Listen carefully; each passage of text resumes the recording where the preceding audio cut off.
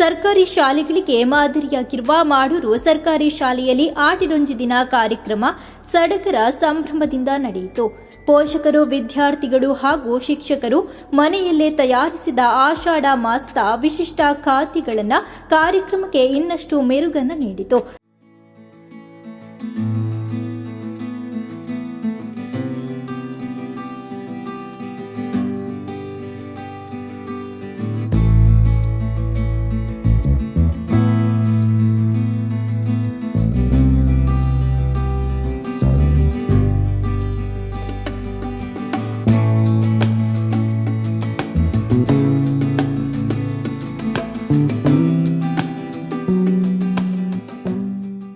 ಕಾರ್ಯಕ್ರಮದಲ್ಲಿ ಕೋಟೆಕಾರು ಪಟ್ಟಣ ಪಂಚಾಯಿತಿ ಕೌನ್ಸಿಲರ್ ಸುಜಿತ್ ಮಾಡೂರವರು ಮಾತನಾಡಿ, ಮುಂದಿನ ಪೀಳಿಗೆಗೆ ಹಿಂದಿನ ಆಚಾರ ವಿಚಾರಗಳನ್ನು ತಿಳಿಸುವ ನಿಟ್ಟಿನಲ್ಲಿ ಈ ಆಟಿ ಕಾರ್ಯಕ್ರಮವನ್ನು ಆಯೋಜಿಸಲಾಗಿದೆ ಎನ್ನುತ್ತಾ ಹಿಂದಿನ ಕಾಲದ ಕೆಲ ವಿಚಾರಗಳನ್ನು ಪ್ರಸ್ತಾಪಿಸಿದರು.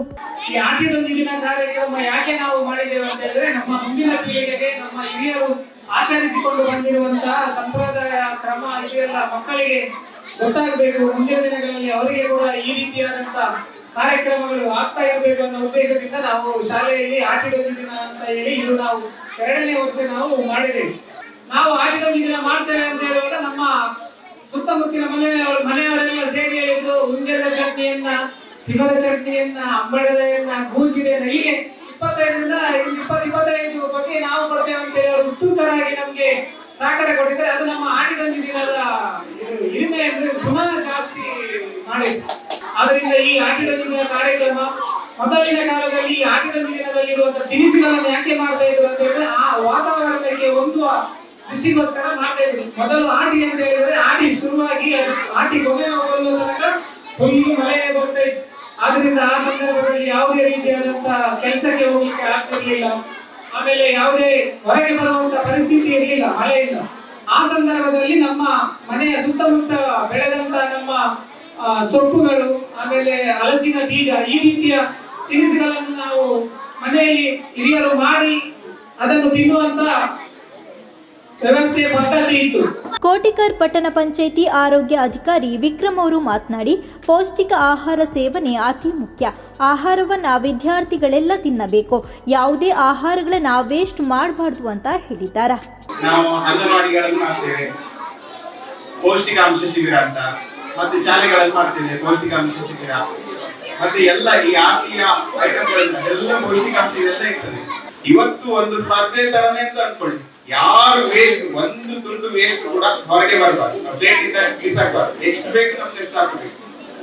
ಹಾಗಾಗಿ ಇಲ್ಲಿರುವಂತಹ ಪ್ರತಿಯೊಂದು ಅವರು ಖಾಲಿ ಮಾಡ್ಕೊಂಡು ಬರ್ತಿಲ್ಲ, ಅವರು ಬೆಳಿಗ್ಗೆಯಿಂದ ಕಷ್ಟಪಟ್ಟ ನಮ್ಮ ಎಲ್ಲ ಐಟಮ್ಗಳನ್ನು ಮಾಡಿ ತಂದಿರ್ತಾರೆ. ಹಾಗಾಗಿ ಎಲ್ಲವನ್ನು ನಾವು ಸ್ವೀಕರಿಸಿ ಯಾವುದನ್ನು ವೇಸ್ಟ್ ಮಾಡಬಾರ್ದು. ಮನೆಗಳು ಕೂಡ ಹಾಗೆ ಮಕ್ಕಳಿಗೆ ನಾವು ಹೇಳ್ತಿದ್ದೇವೆ, ಸಾರು, ಅನ್ನ ಮತ್ತೆ ಪಲ್ಯ, ಕೇಸರಿ ಪಲ್ಯ ಸಿಗುತ್ತೆ, ಕೇಸರಿ ಸಾರು, ಬಿಳಿ ಅನ್ನ, ಹಸಿರು ಪಲ್ಯಗಳು.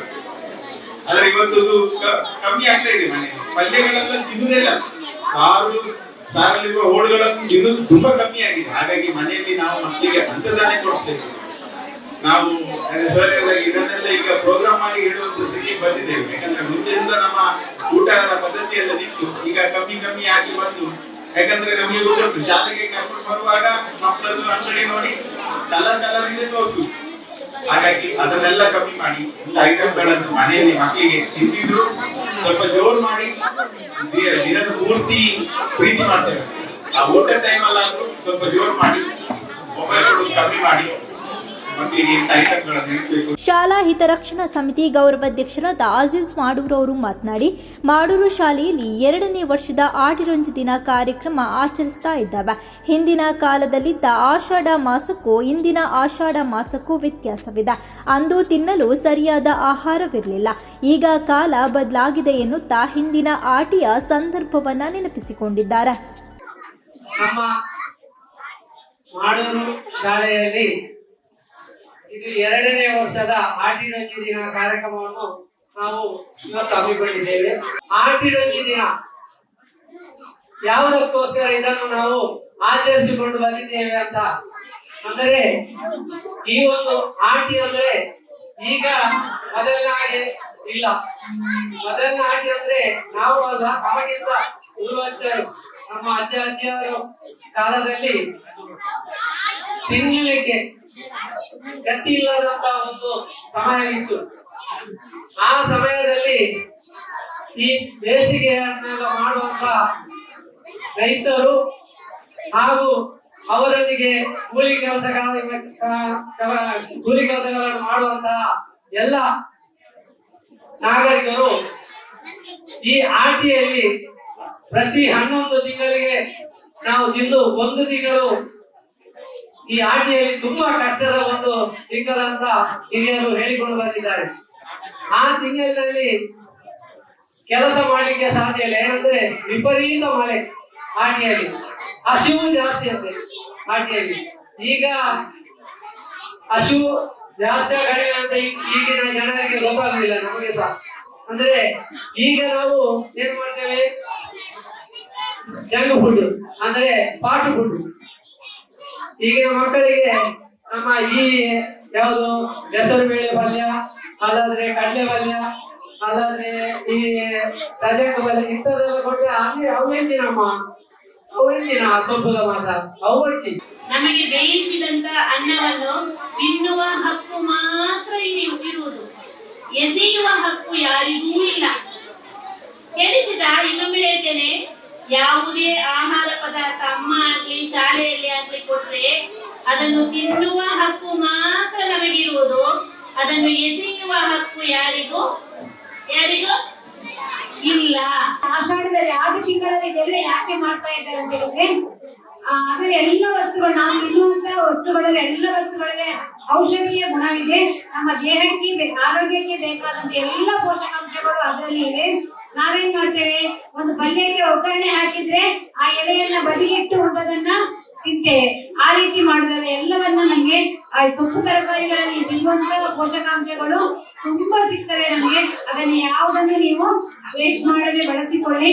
ಇನ್ನು ಈ ಕಾರ್ಯಕ್ರಮದಲ್ಲಿ ಶಾಲಾ ಹಿತರಕ್ಷಣಾ ಸಮಿತಿ ಅಧ್ಯಕ್ಷರಾದ ರಾಶಿದ್ ಮಾಡೂರು, ಪ್ರಧಾನ ಕಾರ್ಯದರ್ಶಿಯಾದ ಪುರುಷೋತ್ತಮ್ ಗಟ್ಟಿ, ನಮೋ ಫ್ರೆಂಡ್ಸ್ ಬೇರೆ ಇದರ ಅಧ್ಯಕ್ಷರಾದ ವೇಣುಗೋಪಾಲ್ ಶೆಟ್ಟಿ, ಧರ್ಮೇಂದ್ರ ಶೆಟ್ಟಿ, ಮಂಗಳೂರು ದಕ್ಷಿಣ ವ್ಯಾಪ್ತಿಯ ಸಿಆರ್ಪಿ ಸುಜಾತ, ಮಹಿಳಾ ಮತ್ತು ಮಕ್ಕಳ ಅಭಿವೃದ್ಧಿ ಕಲ್ಯಾಣ ಇಲಾಖೆಯ ರೇಣುಕಾ ಸೇರಿದಂತೆ ಅನೇಕರು ಉಪಸ್ಥಿತರಿದ್ದರು. ಇಂತಹ ಇನ್ನಷ್ಟು ಸುದ್ದಿಗಳಿಗಾಗಿ ನಮ್ಮ ಯೂಟ್ಯೂಬ್ ಚಾನೆಲ್ ಅನ್ನು ಸಬ್ಸ್ಕ್ರೈಬ್ ಮಾಡಿ, ಬೆಲ್ ಐಕಾನ್ ಪ್ರೆಸ್ ಮಾಡಿ.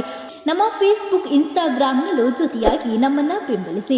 ಜಾಹೀರಾತುಗಳಿಗಾಗಿ ಸಂಪರ್ಕಿಸಿ 9845478858 ಅಥವಾ 9972528110.